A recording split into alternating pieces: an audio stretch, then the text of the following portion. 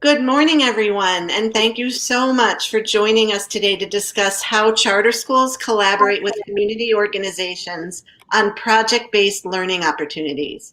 My name is Ann Herr, and I am the Director of Policy and Programs at the DC Charter School Alliance.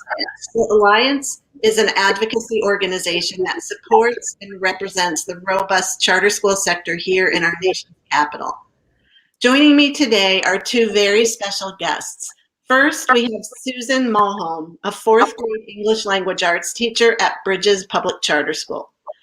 Also joining us today is Andrea Nelson, the Director of Education at 826 DC, a nonprofit organization which is dedicated to supporting students aged 6 to 18 with their creative and expository writing skills, and to helping teachers inspire their students to write.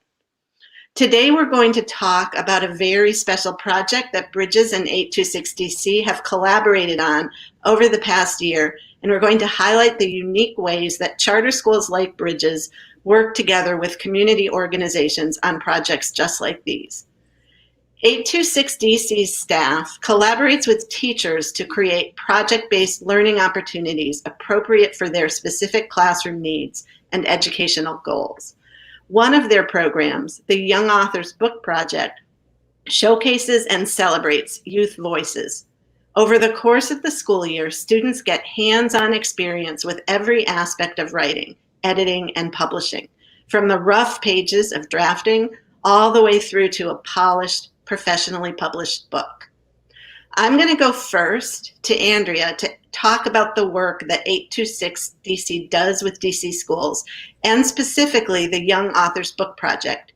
Andrea, could you tell us more about the program and how you work with teachers and students to produce this beautiful book full of personal narratives and poetry by students? Yeah, absolutely. Thank you, Anne. It's so good to be here with the two of you. It's such a treat. Susan and I spent a lot of time on Zoom together this year. So yes, beautiful book indeed. So you all can see it on your screens. This is one of our young authors, David Nishay. So 826, just to give a bit of an overview, we have been working with young authors across the district for nearly 11 years. And our vision across all of that work is that young people develop a lasting and positive relationship with writing, such that they develop confidence and skills to be able to use that however they need, however they see fit to live up to their own chosen fullest potential. As you've mentioned, we work with charter schools across the city. We work with DCPS, peer youth serving agencies, as well as a writing center we have in Columbia Heights. So our Young Authors Book Project is one of our programs that is part of our school-based residency program. And what is unique about the Young Authors Book Project is a couple of things. One, the length. So it is a full year.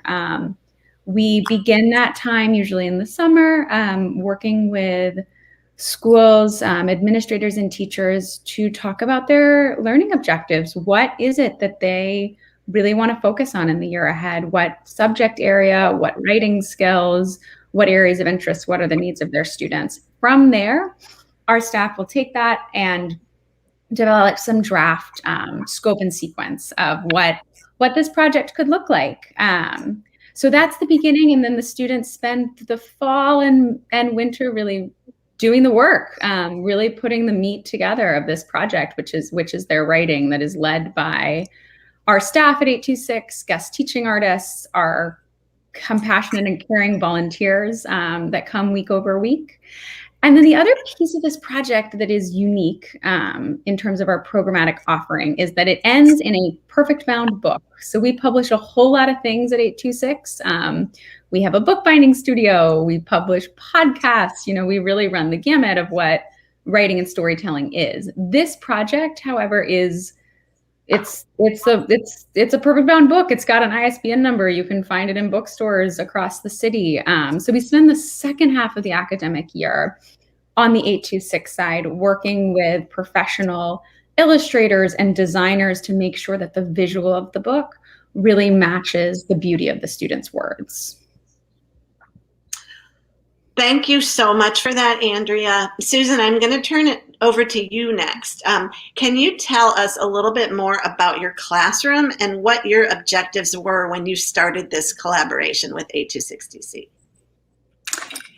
Yes, and we are really excited to be introduced to this opportunity probably by September, right? We had a previous class 2 years before complete the similar Young Authors book project in person. So it was a real challenge. It was a challenge to be teaching the whole year virtually, and second of all, to teach writing. So our classroom needs, we have a very diverse population. So we have students who actually have individual education plans with specific reading and writing goals or behavioral goals. So we were thinking of how do we really reach them over the internet? And it's usually only 2 staff per class, 2 or 3 staff. We were also concerned, all the teachers at Bridges were concerned, how are we going to really get to know students and build a relationship with them? I think we had maybe 3 or 4 students of a whole class of 25 who were new to Bridges this year. So they had never even entered the building.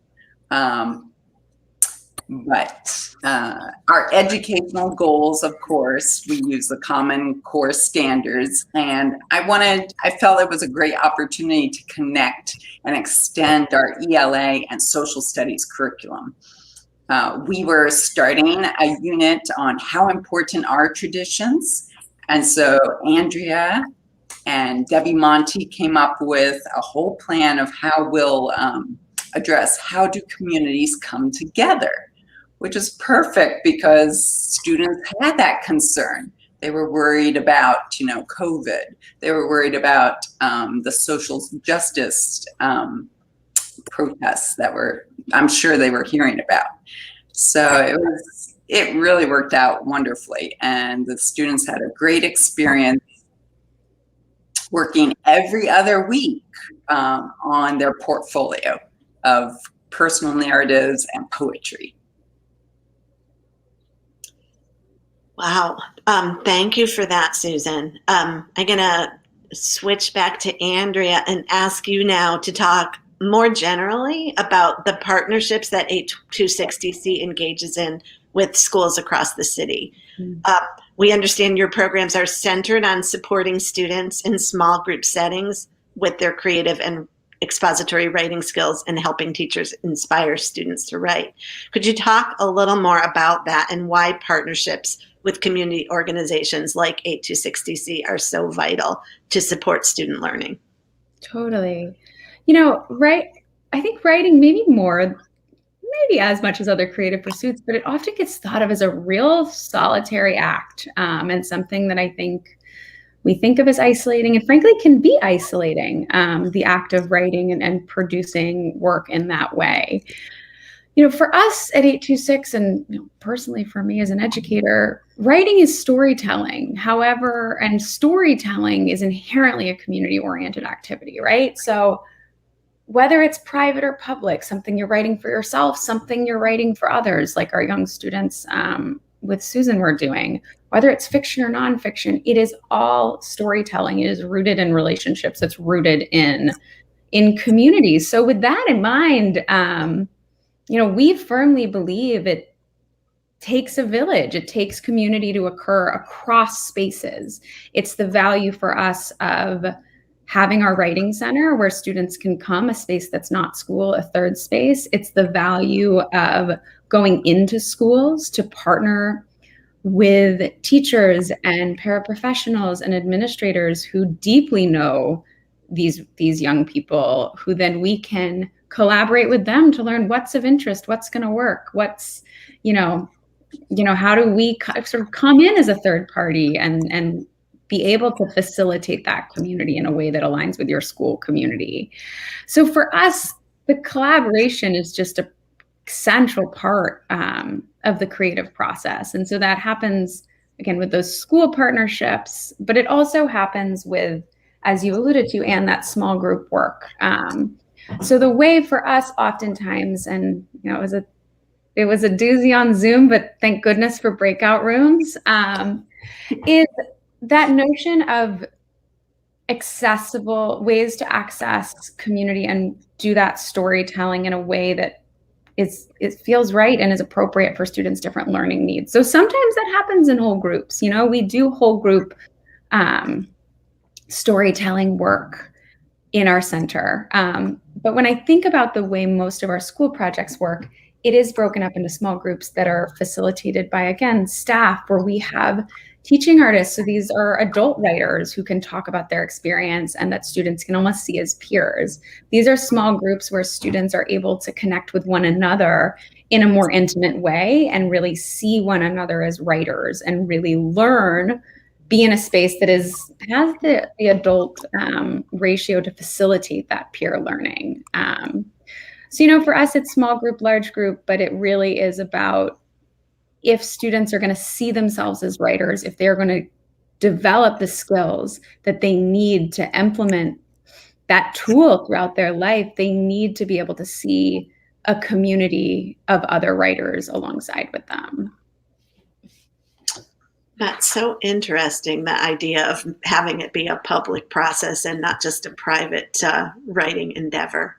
I'm going to ask you now, Susan, if you could talk a little bit about the benefits of working with 826 on this kind of a project and how specifically it benefited your students in terms of their learning goals.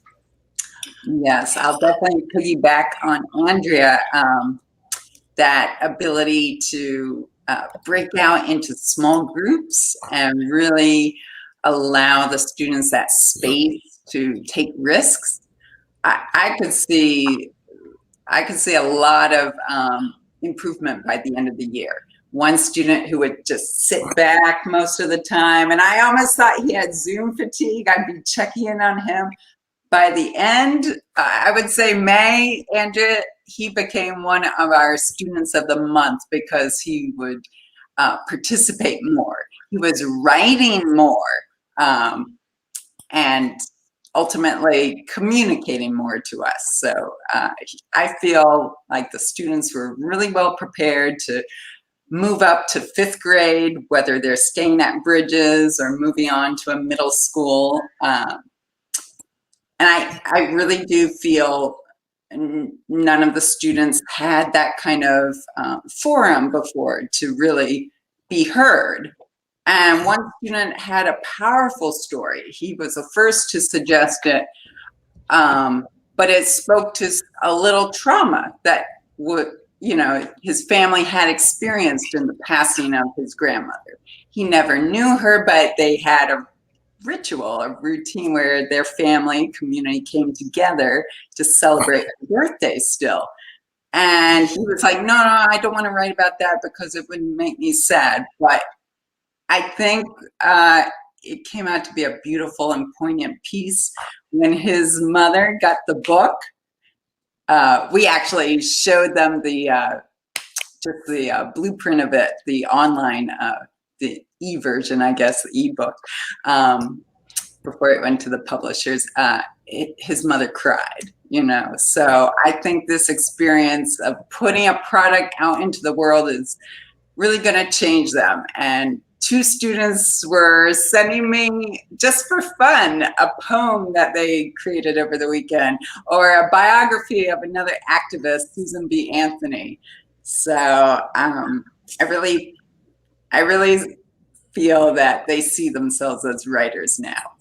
They were sad that the project ended, and when Andrea came back just to, I think, do an end-of-year assessment and show them a little bit about the book, their proofs of their portraits, they were like, yay, when I announced it on Google Classroom. They were so excited to see you again. Another student wanted to know how she could keep in touch. Could we still email at 826.org, your handle? And that same student who wrote the poignant story, he said that was the best experience working with 2 of the volunteers, Greg and Eileen. So if I forgot any other anecdotes, please, Andrea, just.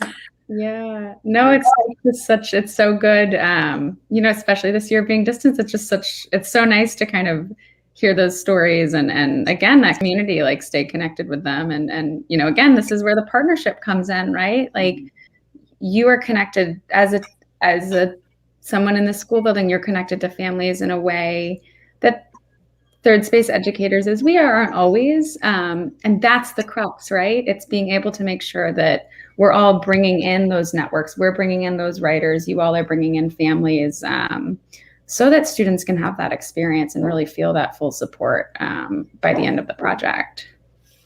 So it's just so lovely to hear. Yeah, I love those anecdotes.